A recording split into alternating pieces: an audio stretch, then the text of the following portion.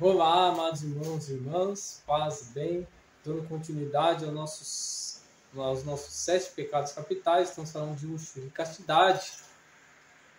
No vídeo que sai de manhã, que é sobre o Evangelho, eu tinha falado que seria o último capítulo do nosso livro dos 7 pecados capitais. Mas eu vi que tem muita coisa boa aqui na apostila que fala ainda desse tema, dá uma sequência nesse tema que estamos falando, luxúria e castidade. Então vai ter mais alguns vídeos aí. Olha que coisa boa, mais conhecimento. Ainda está falando quais são os piores dos 7 pecados capitais, vai falar lá no final. Por isso eu achei importante passar também isso para vocês. Então vamos continuar aí, né? Tá, faz parte. Então não devemos parar só por aqui. Então vamos dar uma continuidade e vai ter mais umas gravações aí sobre este assunto. Mas ainda estamos falando de luxúria e castidade. Vamos dar continuação de onde paramos e vamos ver o que temos para aprender hoje, o que temos para ensinar e também vamos aprender, porque aprendemos juntos aqui, eu e você, meus irmãos. Eu parei no último vídeo que eu gravei. Esse foi o último capítulo, último parágrafo que eu li. Eu vou reler de novo. Ou não sabeis que o vosso corpo é templo do Espírito Santo que habita em vós, o qual recebeste de Deus, e que por isso mesmo já não vos pertenceis, porque fostes comprados por um grande preço. 1 Coríntios 6, versículo 1 Coríntios 6, versículo 19. E agora vamos dar continuidade. Estamos reunidos em nome do Pai, do Filho e do Espírito Santo. Amém. Como disse São Pedro, não fomos resgatados a preço de bens perecíveis, prata e ouro, mas pelo precioso sangue de Cristo. 1 Pedro 1, versículo 18. Pertencemos a Deus no corpo de Cristo. Olha só, pertencemos a Deus no corpo de Cristo. É importante notar que São Paulo ensina que devemos dar glória a Deus com o nosso corpo. Ele diz: o corpo, porém, não é para a impureza, mas para o Senhor. E o Senhor é para o corpo. Deus ressuscitou o Senhor, também nos ressuscitará a nós pelo seu poder. 1 Coríntios 6, versículo 13. Glorificai, pois, a Deus no vosso corpo. 1 Coríntios 6, versículo 20. E é bom ir falando os versículos da Bíblia, porque também aqui não é nada do homem, né? Ah, o homem escreveu isso. Não. A gente é tudo tirado da Bíblia. É tudo da palavra de Deus. O nosso corpo está destinado a ressuscitar no último dia glorioso, como o corpo de Cristo ressuscitado. São Paulo diz aos Filipenses sobre isto. Nós, porém, somos cidadãos dos céus, e de lá que ansiosamente esperamos o Salvador, o Senhor Jesus Cristo, que transformará o nosso mísero corpo, tornando semelhante ao seu corpo glorioso. Filipenses 3, versículo 20. Nosso corpo glorificado dará glória a Deus para sempre, assim como os corpos de Jesus e Maria já estão no céu. Já estão no céu. Isso explica a importância do nosso corpo que levava Paulo a dizer aos Coríntios: se alguém destruir o templo de Deus, Deus o destruirá. Porque o templo de Deus é sagrado, e isto sois vós. 1 Coríntios 6, versículos 16 e 17. Quantas pessoas destruíram-se a si mesmas porque destruíram os seus próprios corpos, ou de respeito ao corpo, seja pela impureza ou pelos vícios, compromete a integridade e a dignidade da pessoa toda, que é o templo de Deus.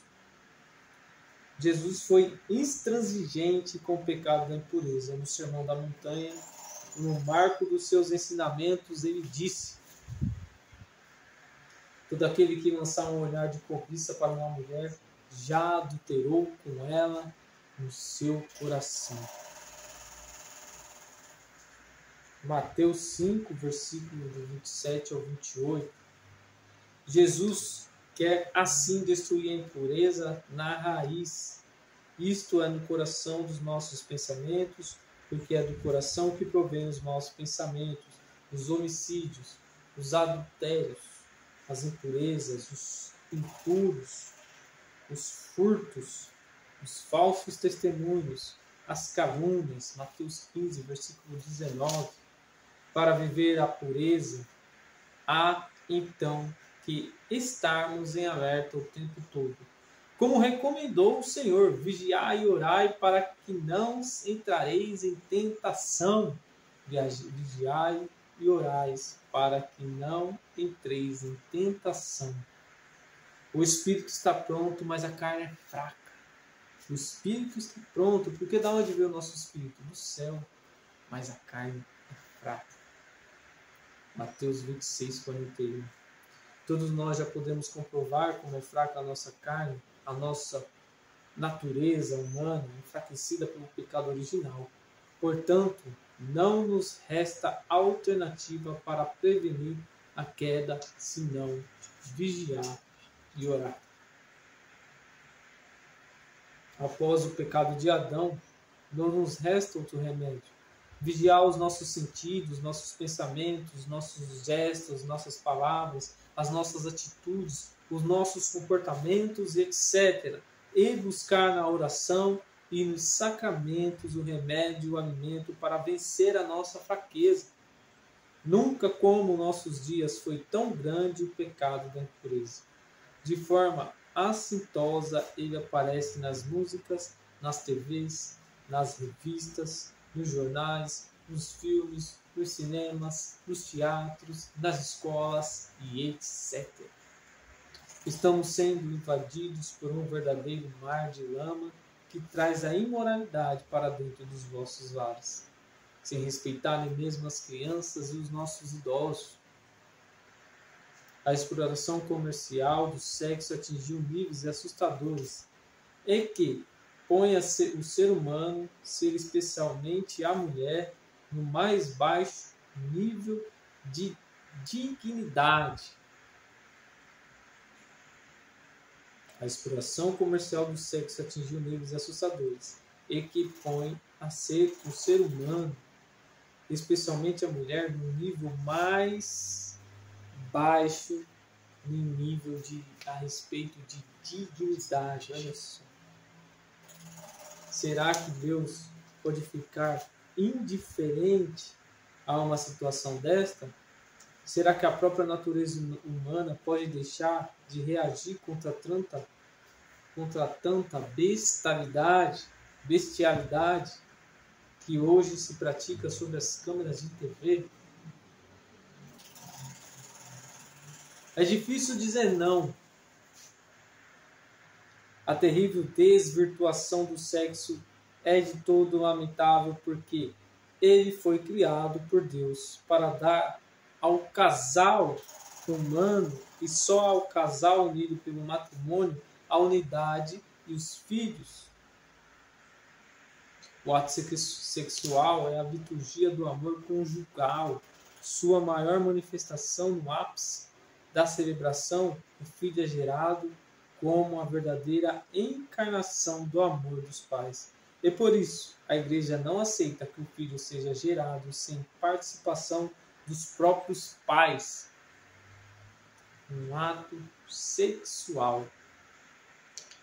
Sem amor e compromisso, o sexo torna vazios, perigosos e banais. São Paulo ensinava aos coríntios: a mulher não pode dispor do seu corpo, ele pertence ao seu marido, e também o marido não pode dispor do seu corpo, ele pertence à sua esposa. 1 Coríntios 7, versículo 4. Note que o apóstolo fala em mulher e marido, e não em namorados, noivos ou amigados. O catequismo da Igreja, una, santa, católica, apostólica romana, nos diz: os noivos são convidados a viver a castidade na continência. Entendeu? Você, casalzinho aí da igreja, vamos vigiar, amados irmãos.